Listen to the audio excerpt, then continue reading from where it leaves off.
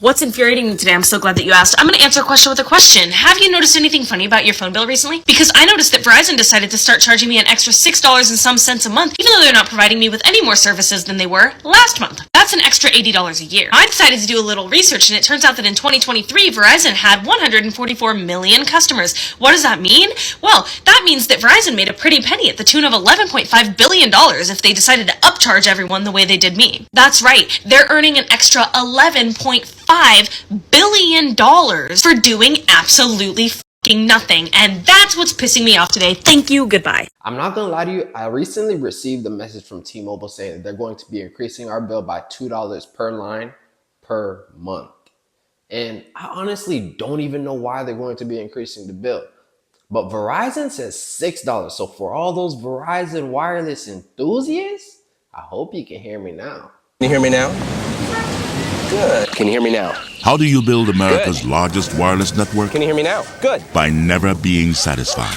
Can you hear me now? Good. Until no matter where you go, Can you hear me now? Can you hear me now? your call goes through. Can you hear me now?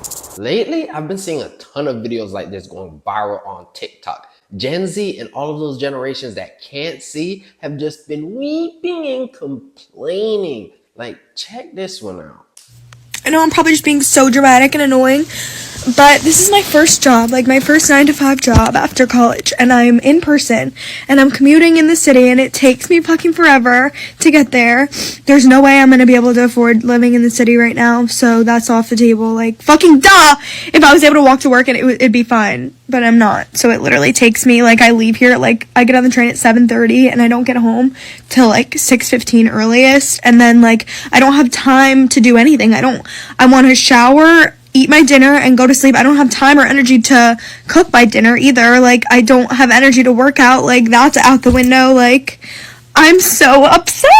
Oh my god. Nothing to do with my job at all, but just, like, the 9-to-5 schedule in general is crazy. Being in the office 9-to-5, like, if it was remote, you get off at 5, and you're home, and everything's fine. But, like, I'm not home. It takes me long to get home, and, like, people that drive to the office, like, you don't get off at 5, and I know it could be worse, I know I could be working longer, but, like, I literally get off, it's pitch black, like, I don't have energy. How do you have friends? Like, how do you have time to, like, meet, like, a guy? I don't know, like, how do you have time for, like, dating? Like, I don't have time for anything, and I'm, like, so stressed out, and I'm also getting my period, so that's why I'm all emotional, but, like, am I so I honestly don't understand what they get out of this post, because complaining about the situation ain't gonna solve it. I guess they want Captain Underpants to come and save them though.